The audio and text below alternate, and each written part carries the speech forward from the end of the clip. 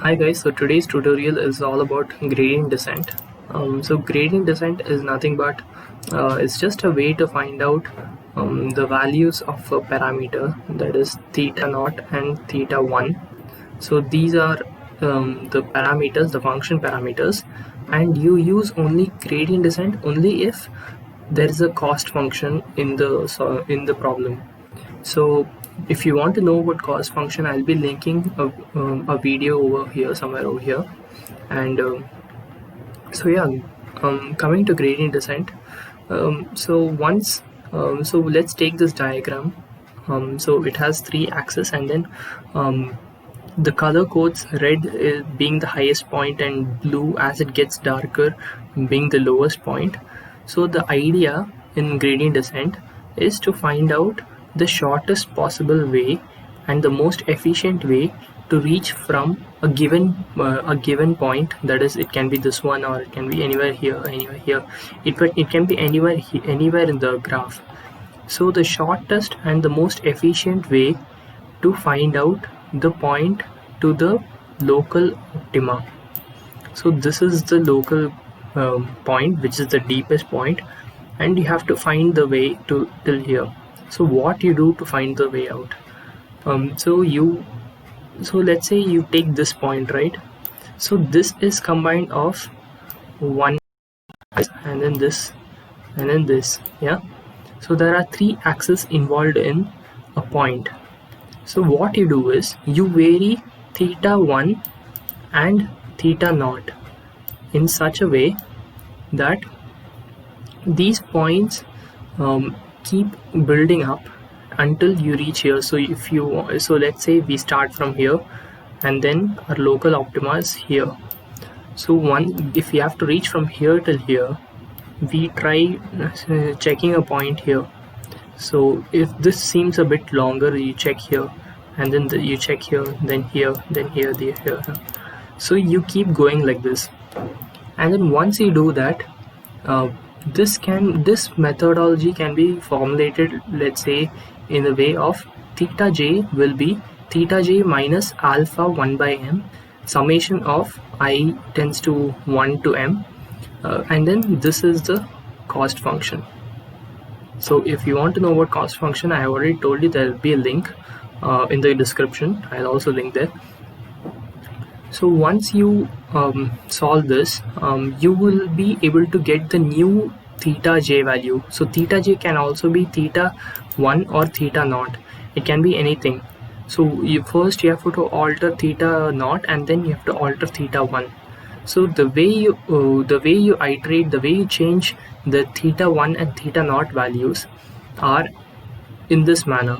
So first you take temporary value of theta naught. So this is just a variable, you can name it anything, and then you take the derivative of the cost function. This j theta naught theta 1 is the cost function which we talked about here, and then you take the derivative, and then alpha. So alpha is nothing but learning rate. So I'll come to what alpha is later. So first, how you iterate. So you take the temporary value of theta naught in a way that theta naught minus alpha of derivative of the cost function. So there'll be, once you solve this, there'll be a new value of temp 0, isn't it? And then you do it for temp 1 for the same using this formula. So this is the formula, okay? And once you solve for temp naught and then temp 1, you update the value of theta naught and theta 1, because that is going to give you, so let's say you start from here and then apply these formulas. So once you update the value of theta naught and theta 1, it can be anywhere over here. So you're just getting closer to the local optima. That is this one. So what alpha is? Alpha is nothing but, it's called the learning rate. So yeah, alpha is nothing but the learning rate of the function. So how you define alpha is, you take a graph, and then let's say you want to reach a certain point. So this is the local optima which has been defined here. So you start from here. So let's say your alpha value is very high, which means you can so once you're from the top, once you descend towards the bottom, your alpha value will keep updating itself. So here and then here.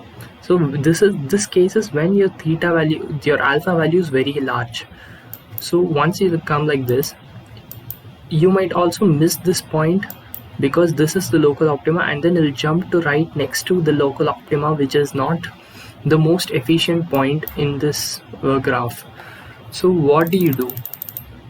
If you have to find the most efficient solution, your alpha value has to be as less as possible to give the jump which are very minute. So you jump like this, you keep jumping in this manner, and then once you reach here, so this will be more efficient, but this is more time consuming, right, and memory consuming. So what you do is, this part of the function, that is d so rho by rho theta naught, and j, that is a cost function. So this part, except for the alpha, this part will be changing every time you move from here till here, right? So every time you switch positions in the graph, this part will keep changing, and it will alter in such a way that you don't have to really alter the value of alpha. So your alpha can be constant, but this part will keep changing itself so that you reach an efficient solution, which can be like this. So you start from here, and then this is your local optima. You start from here, you take a big jump and then another big jump, but once the algorithm detects itself that it is emerging near the local optima, it will slow itself down, so it will take minute steps, and this can be less time consuming, more efficient in a way, so that you reach the local optima at a very higher pace. So that's about it. That's gradient descent. So if you want to know anything more about gradient descent or cost function, I'll be making another video, or if you want to know about cost function, there's a link in the description. You can please check that out, and I'll be also uploading a video on how to create a linear regression graph on Python or Excel, or both. I'll be doing that in the future. So yeah, thank you for watching. Stay tuned.